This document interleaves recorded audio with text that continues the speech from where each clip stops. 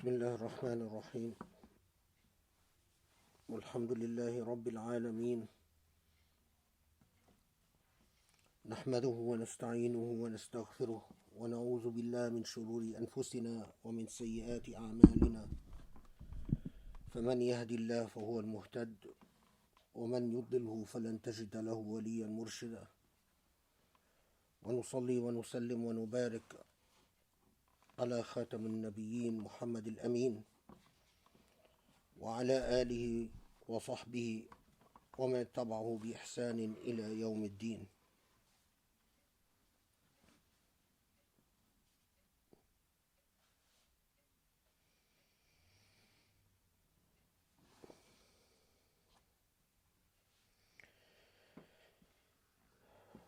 Alhamdulillah, we start by acknowledging our indebtedness to Allah. Allah, the source of our meaning for our lives, the source of value and worth.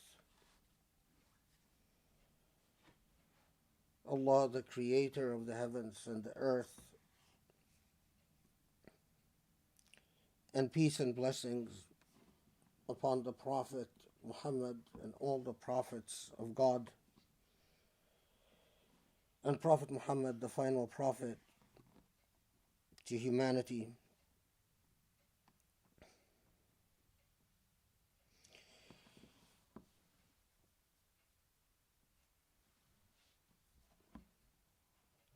I don't think I surprise anyone when I say that these are challenging times for Muslims.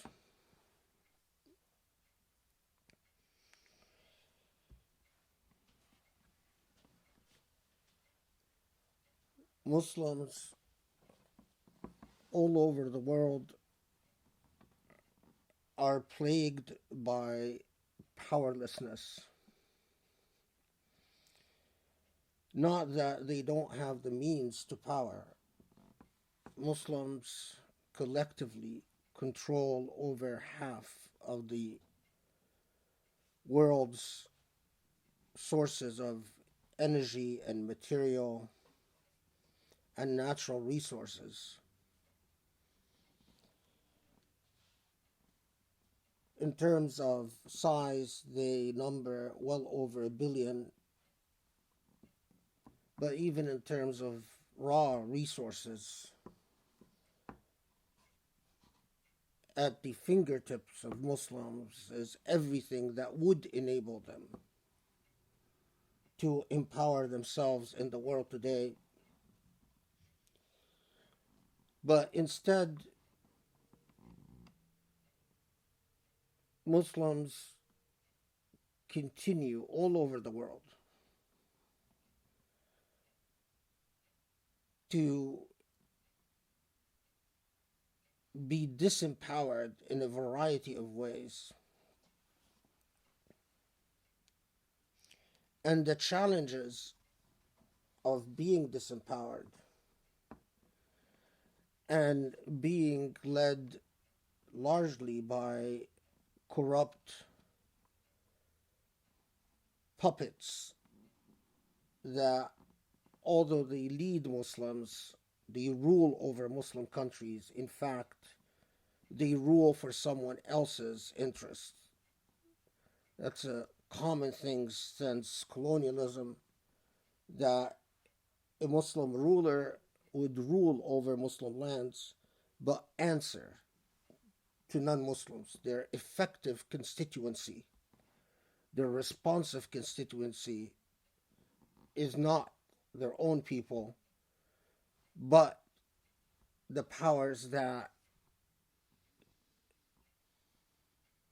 in fact, have effectively colonized the territory over which these rulers rule.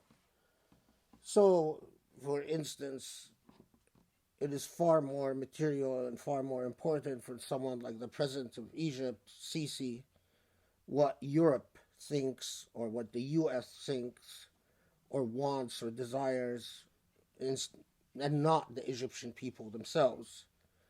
Same thing for Saudi Arabia, same thing for the United Arab Emirates, same thing for Jordan, same thing for so many Muslim countries.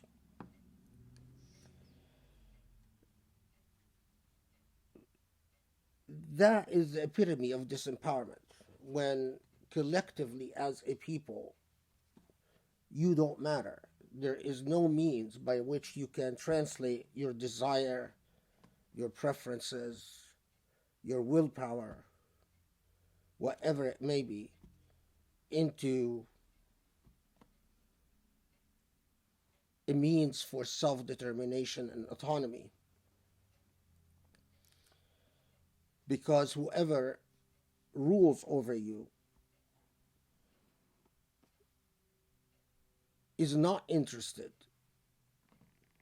in accountability to you as a people, but is rather interested in accountability to those who are not within the constituency that he's supposed to answer to.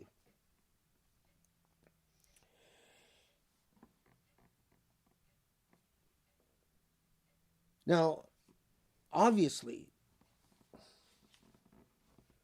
consciousness and awareness is a very part of this equation. Because a human being has a relationship with the concept of self-determination. Any human being on the face of this earth must define a relationship with the idea of autonomy and the idea of self-determination. At the most basic level, if a human being has a superficial sense of autonomy and a superficial sense of determination, that human being might think that as long as I can enjoy in distractions, as long as I can indulge in distractions, so as long as I can have fun, then I am exercising autonomy or self-determination. Well, the falsehood of that is rather obvious, because you could have all the fun in the world, but ultimately not have the power to control what happens in your home, what happens to your family, what happens to your children. You don't have the power to in any way influence your development and your progress spiritually, morally, intellectually as a human being. All you have power to do is to entertain yourself and to distract yourself. This is very much explains to you what is happening in Saudi Arabia, for instance, now. Saudi Arabia, or the Saudi government, has opened up to all forms of entertainment for the Saudi people to give them the illusion of autonomy and self-determination. If you can party, then you are. It's like, if I can think, then I am, or if I can talk, then I am, or all the different forms of the awareness of being. In typical authoritarian format in Saudi Arabia, the idea is, well, if you can party, then you are. But meanwhile, you control nothing about what happens at the national level, what happens at the multinational level. You are, in fact, entirely powerless and entirely without self-determination.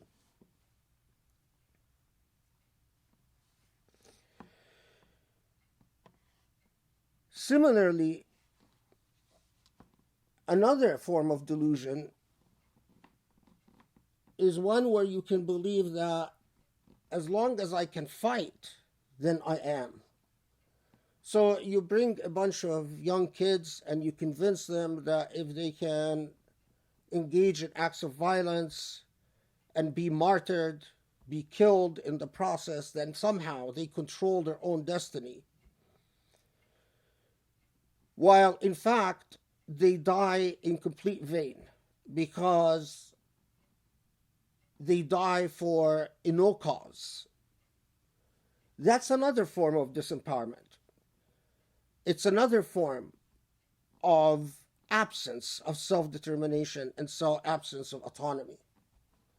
You're telling these kids, well, as long as you can cause some form of destruction and die in the process, in some act of violence, then somehow you control your destiny and somehow you are engaging in self-determination, while in reality, all your death does is cause a discomfort for the rest of the world or for the elite of the world.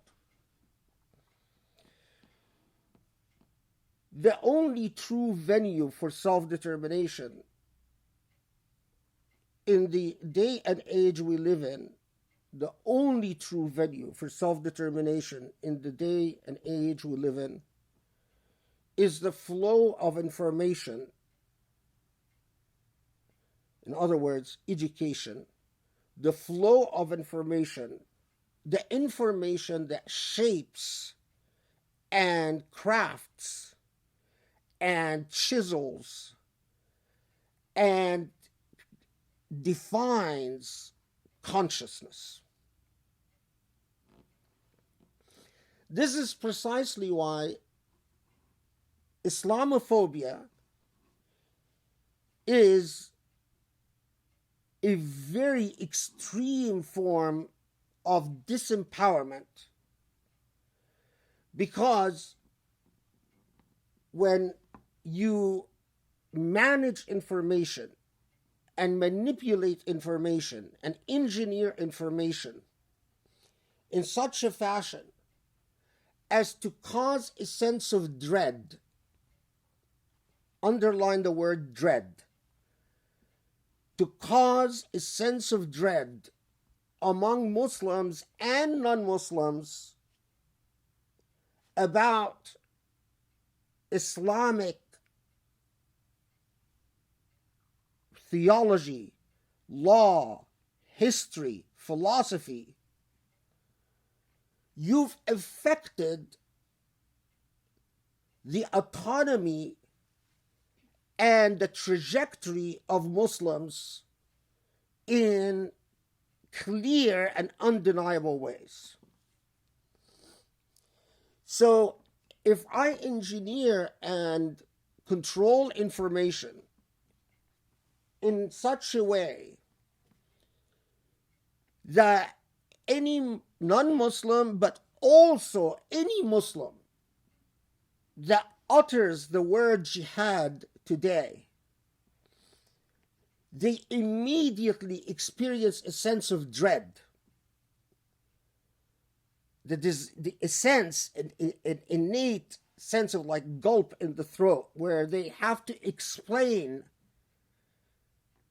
that they don't mean anything evil by the word jihad, or in other words, engage in some form of apologetics for even when you put Muslims in the context of in a persistent defensive position, so that if you mention the word Islam, you immediately feel a sense of dread, because now you have to prove to people that Islam is not violent, Islam is peaceful. Or you mention the word, the Prophet Muhammad ﷺ, you immediately experience a sense of dread, because you have to explain that the Prophet wasn't that bad, the Prophet was actually good, the Prophet was actually this, the Prophet was actually that. What is being controlled here is information in order to control the ability of a Muslim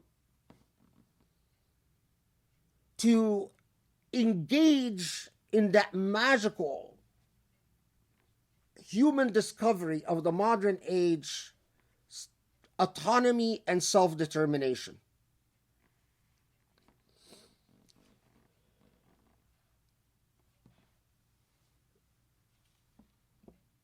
It's critical to understand that as damaging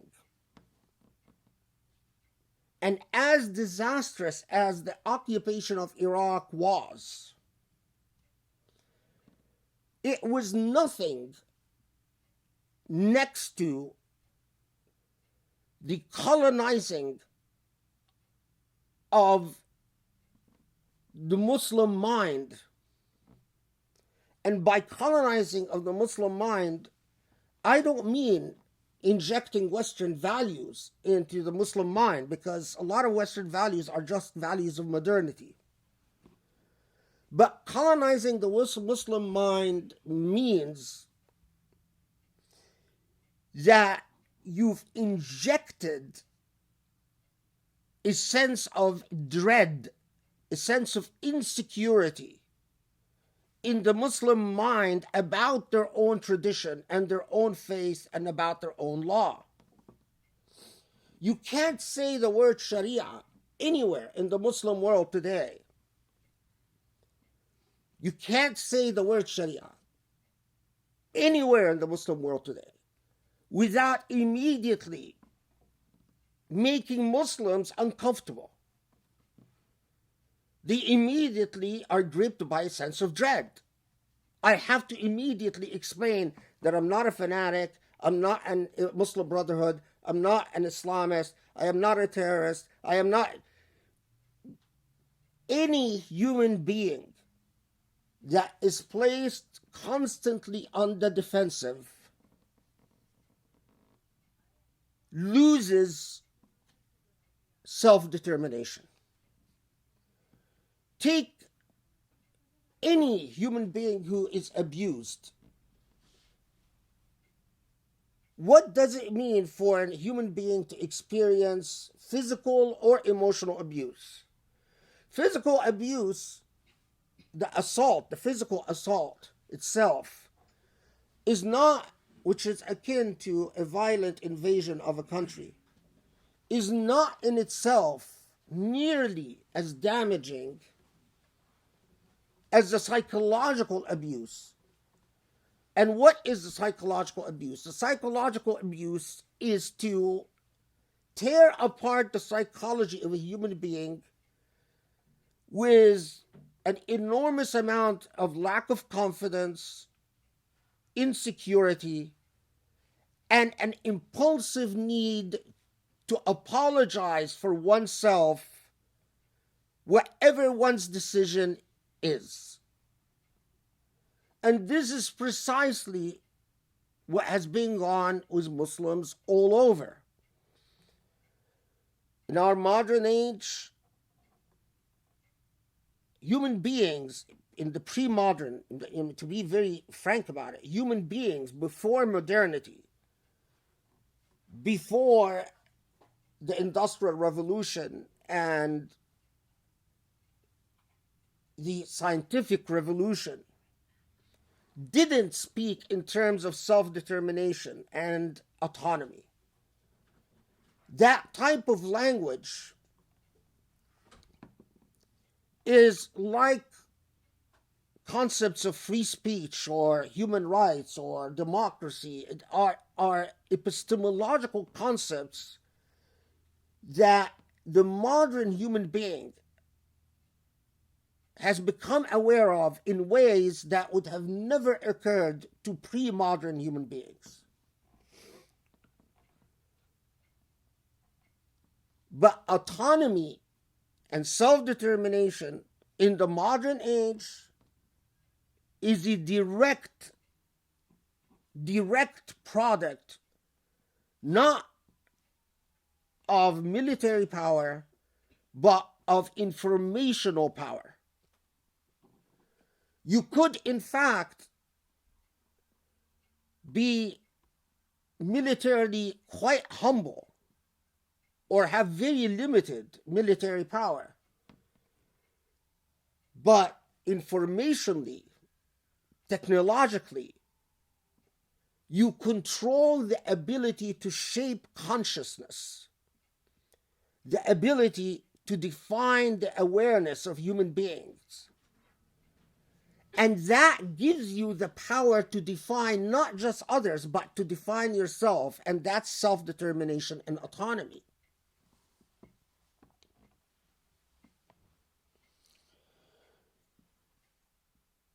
It is critical that Muslims understand that what we call the campaign of Islamophobia in the world, which was a power movement. It was a movement to control information and consciousness regarding Muslims, disempowered Muslims by creating a deep-seated insecurity about their own tradition in the hearts and minds of Muslims all over the world. This has gone to extreme levels that Muslims in the West are often not even aware of.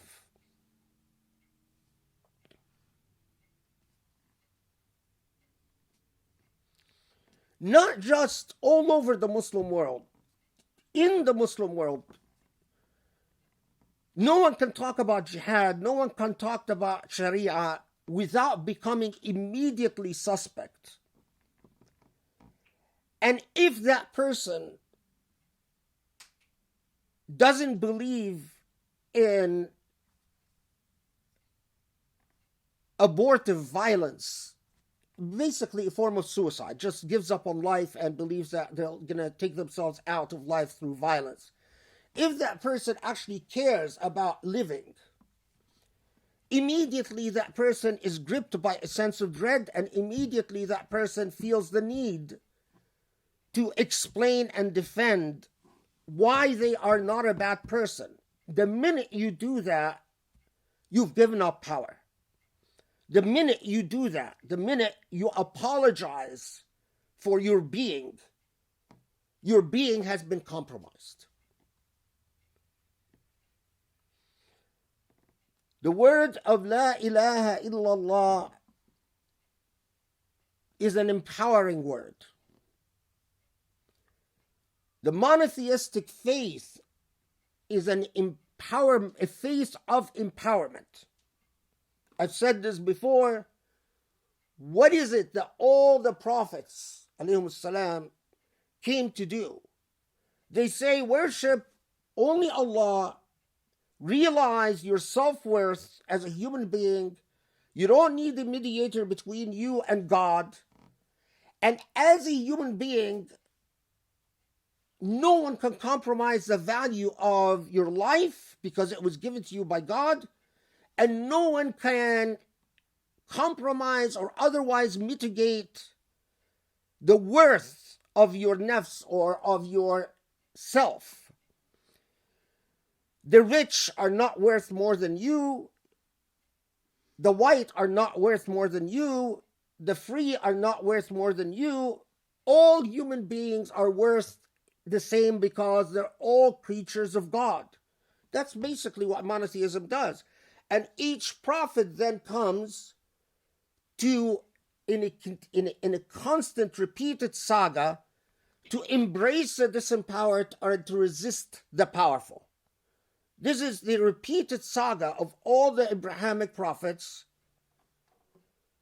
from the story of Noah to Muhammad alayhi salam.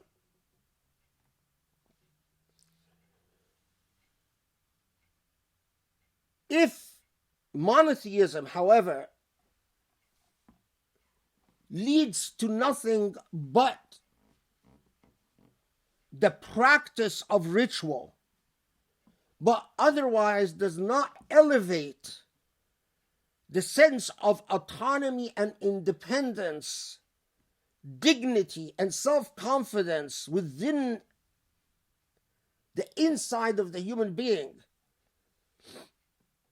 then monotheism is not working.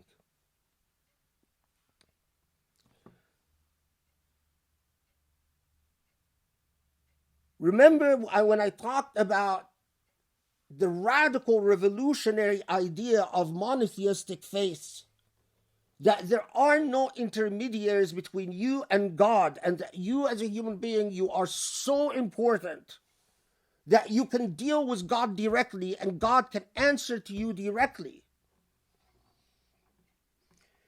What Islamophobia succeeded in doing is, to say the least, in complicating the innate and self-evident worth, the innate and self-evident, the obvious and plain attractiveness of Tawheed. So that even a Muslim today, when you tell them that the gift of Islam is the gift of all messages of Tawheed that came throughout humanity, and that gift gives you a sense of dignity and worth that exceeds anything that has been given to humanity anywhere else, every Muslim, if they are to be honest with themselves, they'll say, really? Considering everything the way it is today, can I really feel that sense of empowerment? Can I really feel that sense of euphoria? The fact that you can't, that's precisely the disempowerment of Islamophobia. Muslims, in the same way that Muslims were colonized militarily and territorially,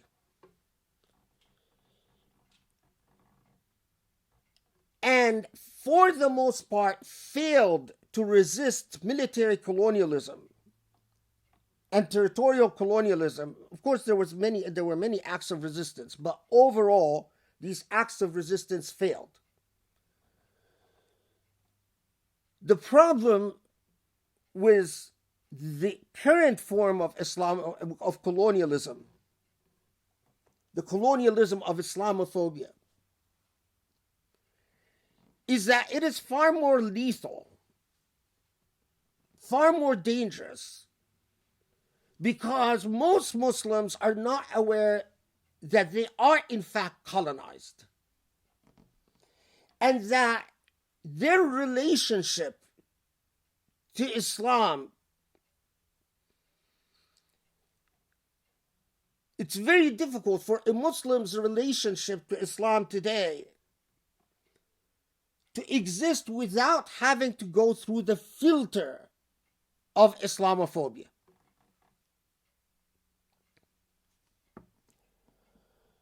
There are some truly bizarre facts.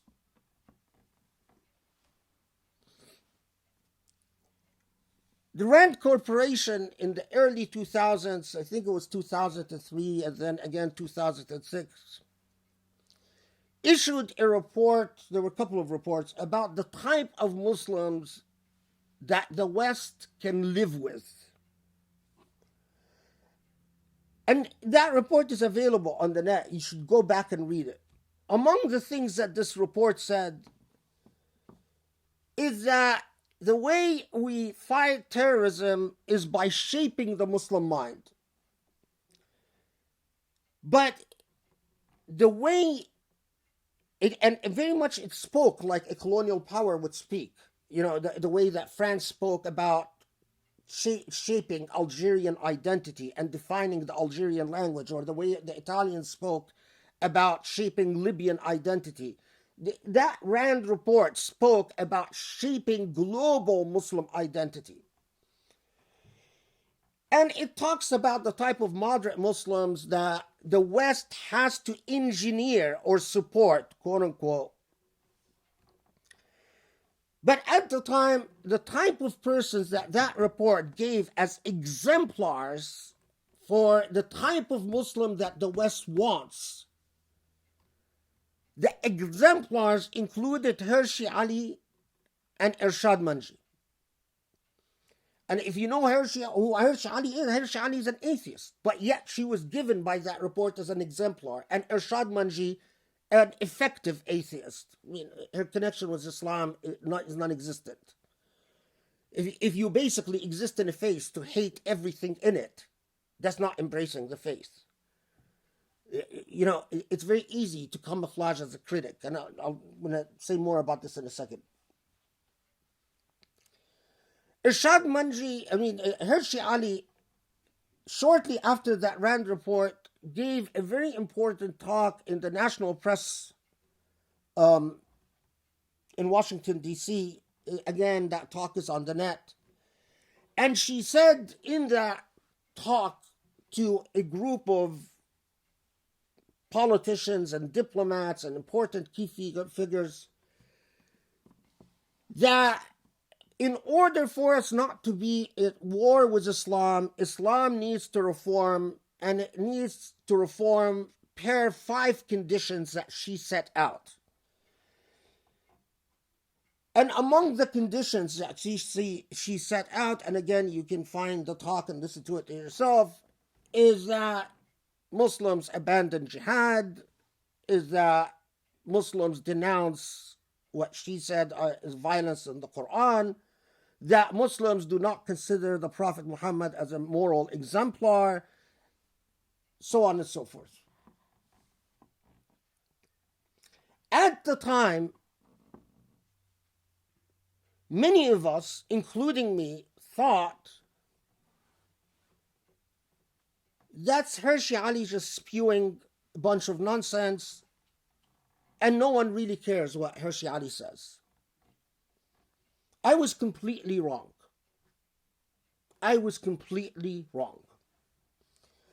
Because today, if you take what Hershey Ali said and compare it to the type of Islam being pushed upon the Muslim world in official state medias, in countries like Egypt and countries like the Emirat and even Saudi in al-Qanat al-Khalijiyya and likewise, and on American-owned Arab TVs like Qanat al-Hurra, you will find that there is a list of people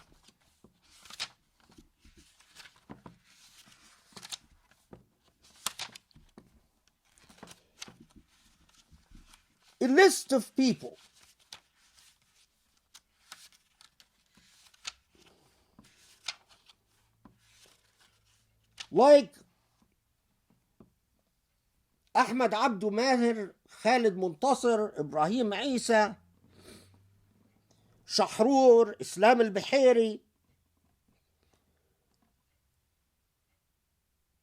who are constantly brought on these state-controlled channels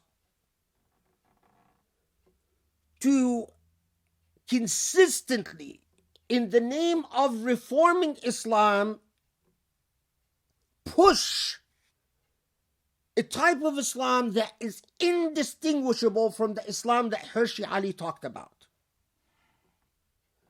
So Khaled Muntasir, Ibrahim Isa, Abdou Maher, Islam al-Buhari, Islam al-Buhari, they actually a constant every single day on Egyptian and Emirati and even Khaliji TV that constantly talk about how Islam is a violent religion, and they talk as if they're good, they're being good Muslims. The Prophet, we have to throw out most of the Sunnah, even the Quran. We have to abrogate the violent verses in the Quran. Indistinguishable from the types of accusations that Islamophobia made against Islam and the type of Islam that Hershey Ali advocated. But even worse, I know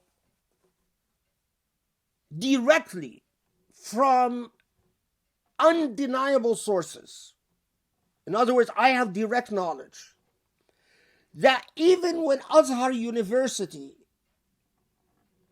wanted to respond to the accusations leveled against the Islamic religion and tradition and history by people like Abdul Maher and al-Bihari and so on and so forth, the Egyptian government and the Emirati government would not allow them. Azhar was not allowed to respond. And not only that, but when Islamic activists asked for equal access to present a counter discourse, many of these activists were accused of being Ikhwan and arrested in the Emirat and Saudi Arabia and in Egypt.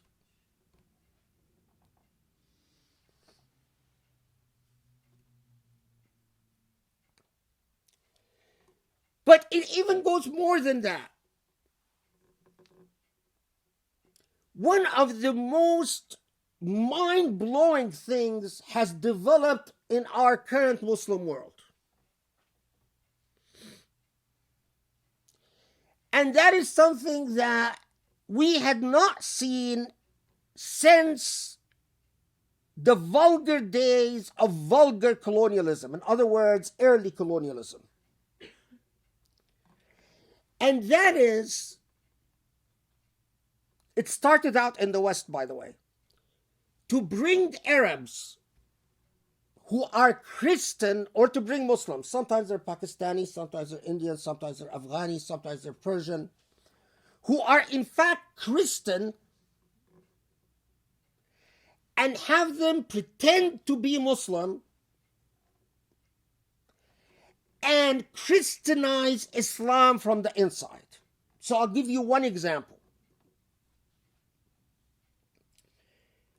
There is a very well-known Christian activist who hates the guts of Islam and has been hating it for decades, called John Maher. John Maher creates an organization that he calls the World Conscience, or the Muslim World Conscience for Human Rights, Damir al-Alam, it's a very stupid name. Who does he put and pronounces this organization around Europe as the type of Islam that Europe must support? And now here's a Christian creating a Muslim organization, and this Muslim organization travels around Europe speaking about the type of Islam that the West must help, quote unquote, support, i.e. engineer and create. Among the people who are members of this organization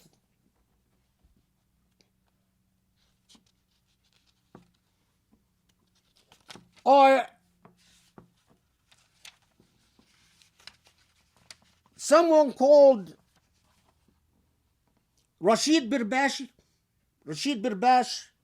and someone called Mustafa Rashid. Rashid Birbash is Moroccan, Mustafa Rashid is Egyptian.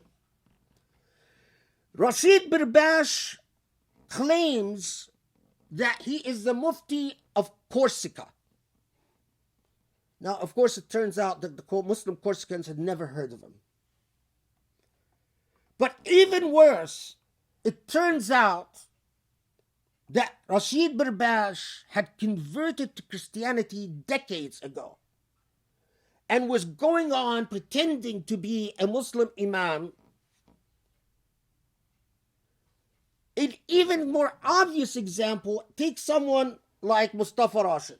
Mustafa Rashid, those of us in the West know that he converted to Christianity.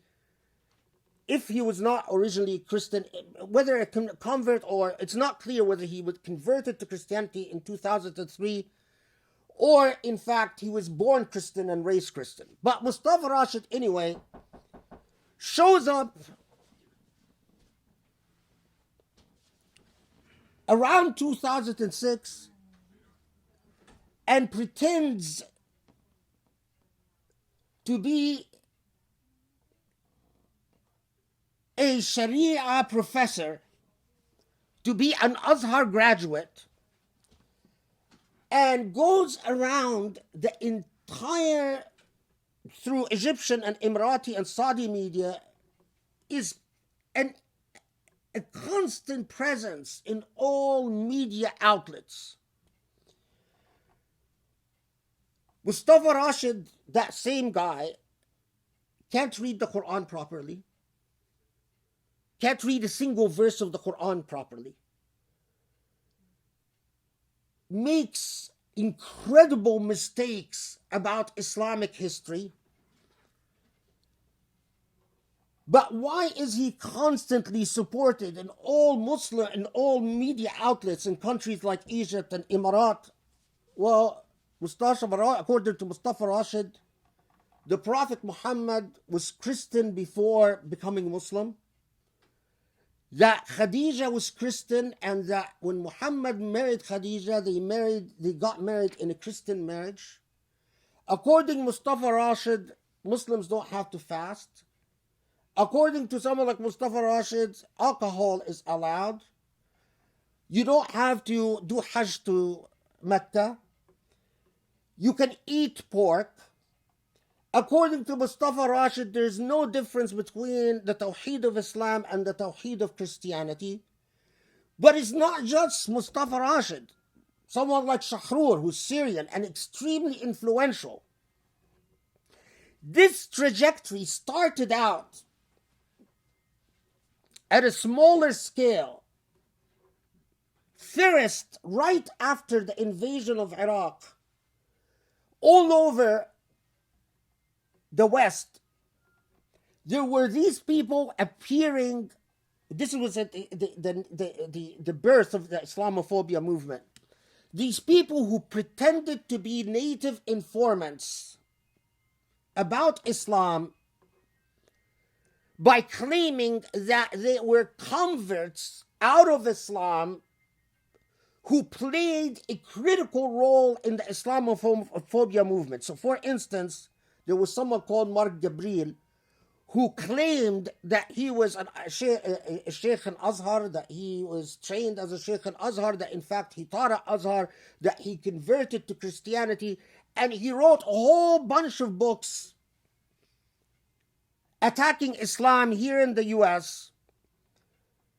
It turns out that Mark Gabriel was never a Muslim and was never a sheikh. People like myself who researched into his history discovered that this man came from a Coptic family. There was someone no less famous and in fact more influential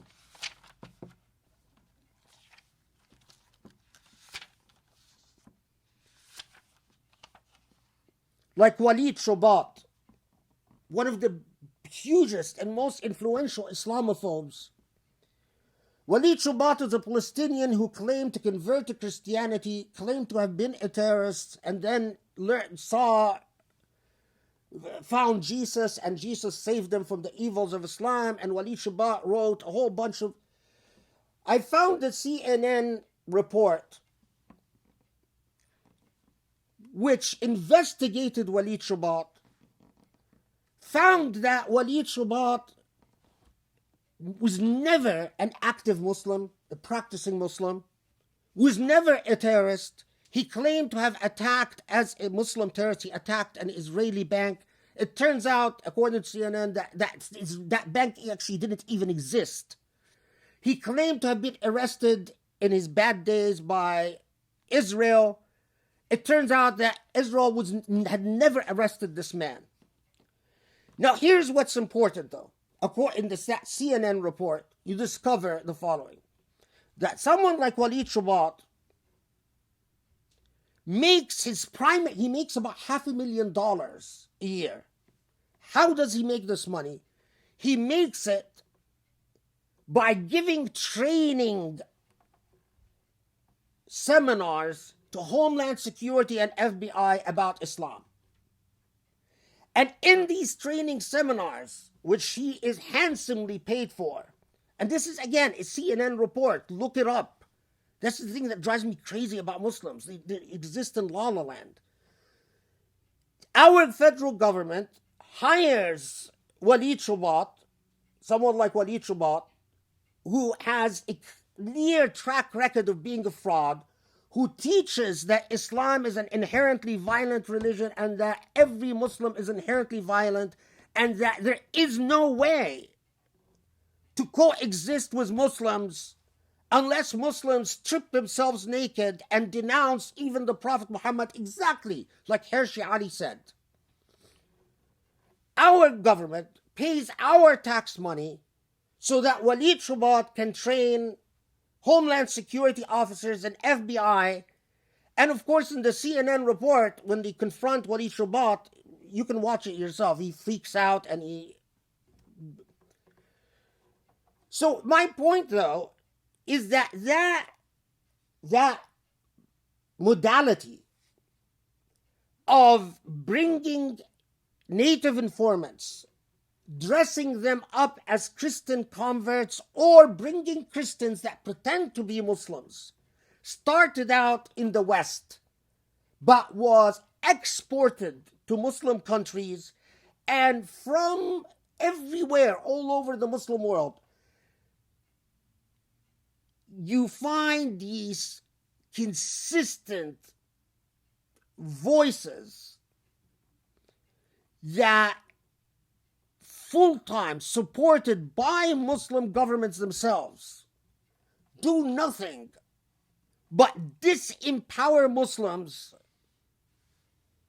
by creating, by impregnating, by implanting a sense of dread in the heart of Muslims about their own tradition and their own system of belief, and about the Prophet Muhammad, and about the Quran, and about the Islamic history, and about everything that has to do anything with Islam. أقول قولي هذا واستغفر الله لي ولكم وأسأل الله يستجب لكم. بسم الله الرحمن الرحيم والحمد لله رب العالمين والصلاة والسلام على محمد وعلى آله وأصحابه واتبعوا بإحسان إلى يوم الدين.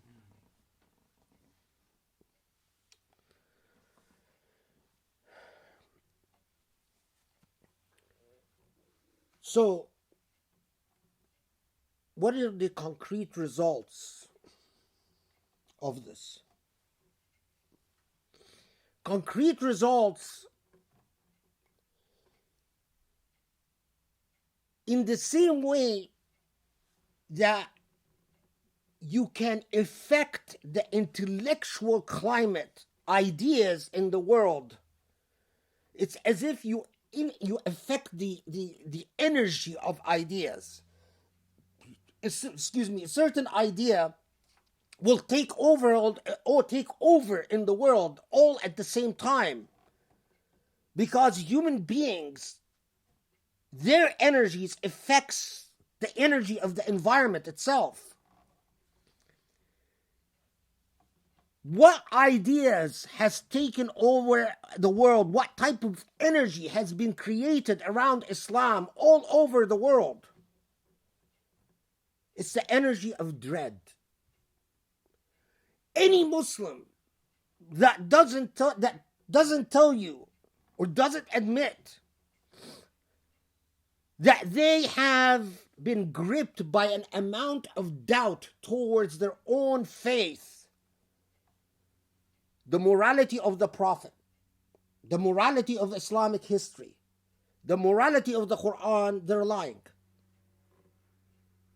Every single Muslim.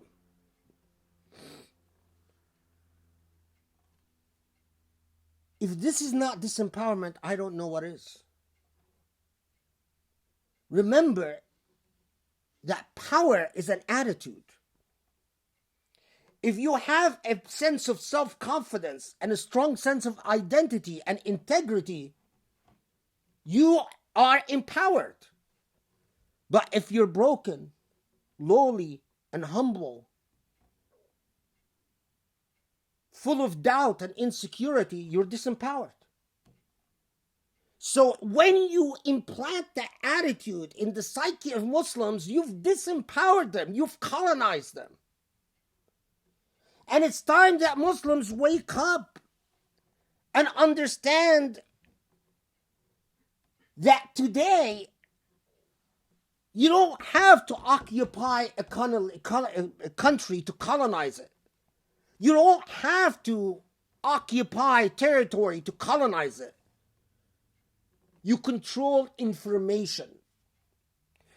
When we exist in a day, and I can tell you this from experience, 99.9% of Muslim PhD students, doctoral students, who work on Islamic theology, philosophy, or law or history, not just in the West, but in the Muslim world, experience it's a severe sense of crisis about the worthiness of their identity as a Muslim. So can I actually be a scholar and be a good Muslim at the same time? That praxis, that tension, it doesn't exist objectively, it exists subjectively in the mind of the object. In other words, in the mind of the person. And it exists subjectively in the mind of the person because that person is victimized by the fact that Muslims don't control and don't in fact influence the flow of information and data about Islam, Islamic history, Islamic law, Islamic philosophy, Islamic theology.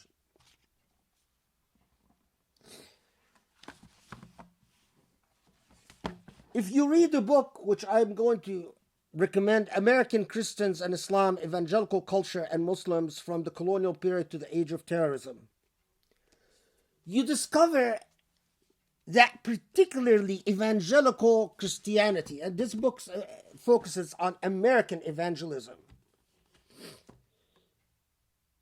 from the beginning of the colonial age, had always thought to influence the way Muslims relate to their own tradition. And American evangelism, but I think what you read here about American evangelism, you can generalize to all Western Christian missionary attitudes, which in fact was at the heart of colonialism.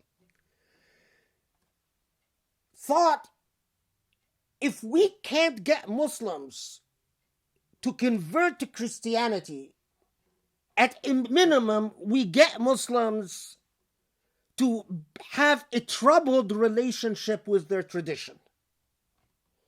If we can't get them to be Christian, at least we can get them to be doubtful. Because as long as they are doubtful and troubled, then there's hope that someday they can convert to Christianity. And that American evangelism dedicated enormous amount of resources to achieve that goal. And that at the war on terrorism, the beginning of the war of terrorism, American evangelism woke up again to that dream of colonizing the Muslim mind. And that is the story of Islamophobia, and that is the story of our present reality. Now here is the problem, and I'll go close to this inshallah. Muslims are in a state of slumber. The only way you can resist that is to invest in knowledge and information and in data. The only way that you can fight this fight is to say, oh my God, the effect of what is going on is that my children are going to grow up having severe doubts about Islam. And many of Muslim children all over the world now are atheists, are converting to Christianity, and we're not even honest about it. We're not even honest about it. You can't count on governments because these governments are colonized. You can only count on private resources. If you are not willing to invest because you think your religion is worth investing in, then khalas. And then there's nothing to say. But that's the reality, and we can't deny it. Our minds and the minds of our children and grandchildren have been colonized. Whether the active ingredient is evangelical Christianity or Catholic missionary Christianity or Zionist Israeli right-wing dogma, or just simple good old-fashioned financial interests that want to control the decision-making process when it comes to oil and markets and futures and things like that and real estate. It doesn't matter.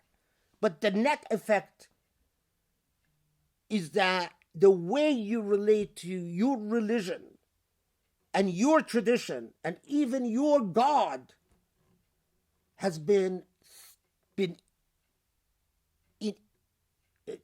penetrated and invaded and colonized from within.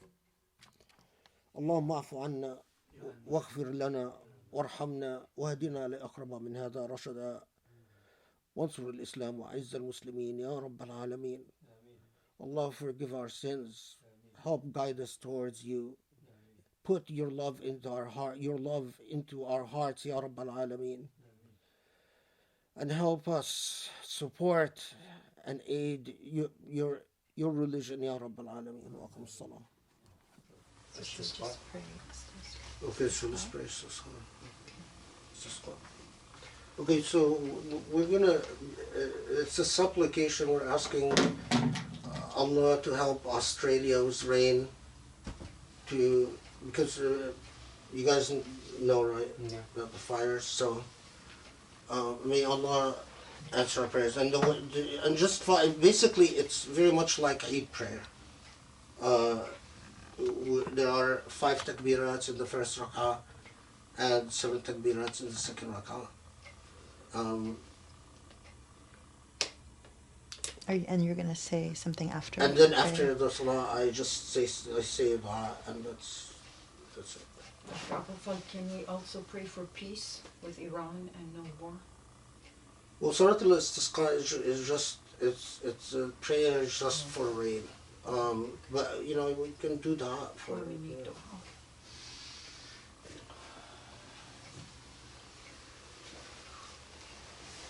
Okay. Yes. الله أكبر الله أكبر أشهد أن لا إله إلا الله أشهد أن محمدا رسول الله حي على الصلاة حي على الفلاح قد قامت الصلاة قد قامت الصلاة الله أكبر لا إله إلا الله.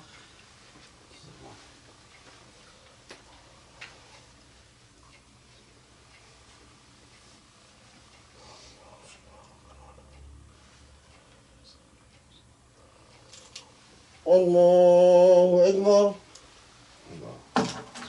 الله أكبر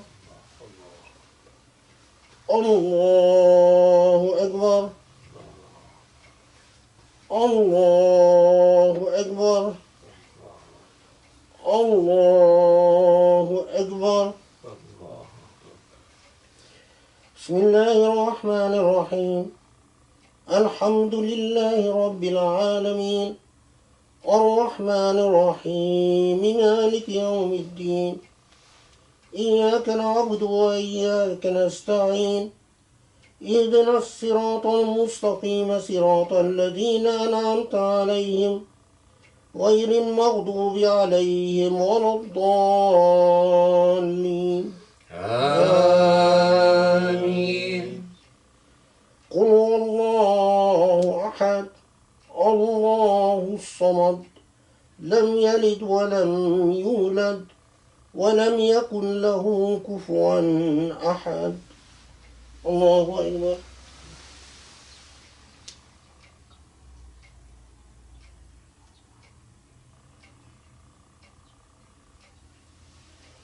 سمع الله حمده.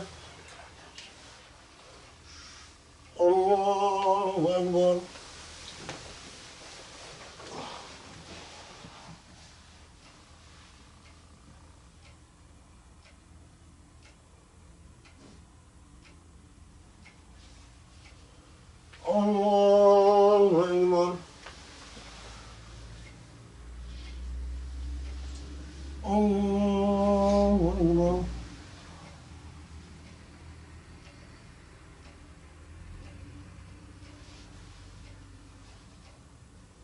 الله أكبر.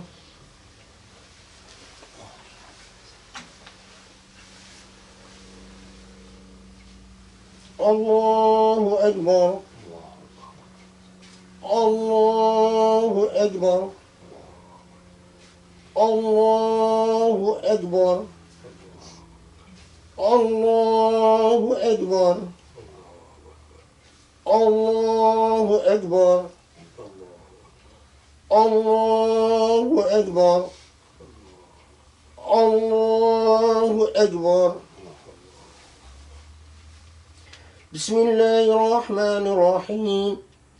الحمد لله رب العالمين الرحمن الرحيم مالك يوم الدين إياك نعبد وإياك نستعين اهدنا الصراط المستقيم صراط الذين أنعمت عليهم غير المغضوب عليهم ولا الضالين آمين. قل يا أيها الكافرون لا أعبد ما تعبدون ولا أنتم عابدون ما أعبد ولا أنا عابد ما عبدتم ولا أنتم عابدون ما أعبد لكم دينكم ولي دين. الله أكبر.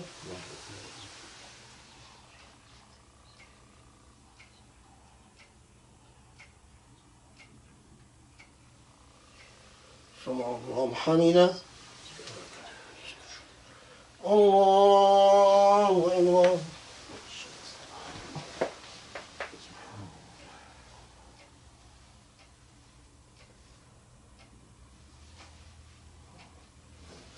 الله أكبر.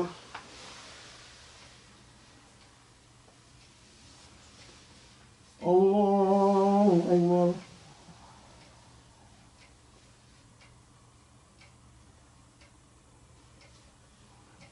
الله أكبر.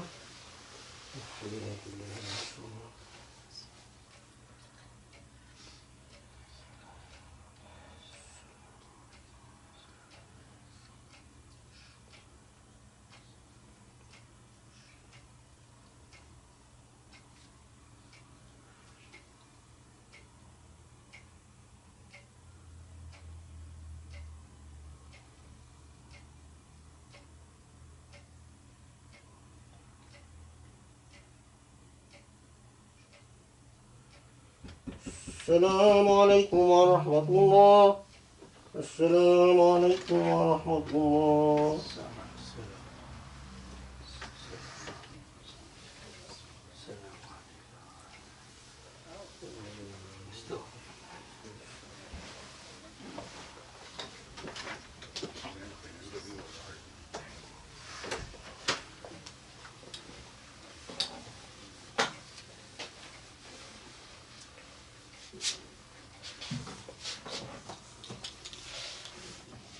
بسم الله الرحمن الرحيم. الحمد لله رب العالمين والصلاة والسلام على محمد النبي الأمين. الحمد لله رب العالمين الرحمن الرحيم مالك يوم الدين لا إله إلا الله يفعل ما يريد. اللهم لا إله إلا أنت أنت الغني ونحن الفقراء إليك يا رب العالمين. اللهم انزل على أهل أستراليا الغيث واجعل ما أنزلت عليهم قوة وبلاغا إلى حين. We pray to Allah, the merciful, the beneficent, to help save Australia from all the fires that have ignited there. About 500 million animals have perished in those fires.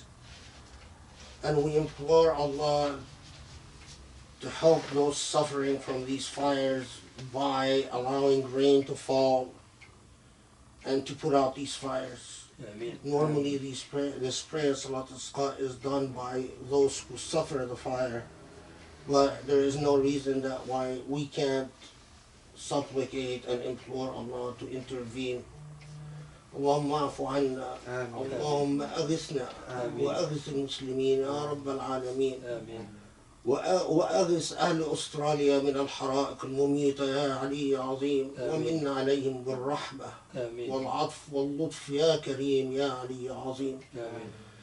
Allah, we have no one to turn to but you. You are the best ally, you are the best support, you are the best source of comfort and love and mercy. To you we turn. Walhamdulillah Rabbil Alameen. Wassalatu wassalamu ala Muhammad wa khatamin nabiyyin. That's alhamdulillah. Do you wear clothes inside out?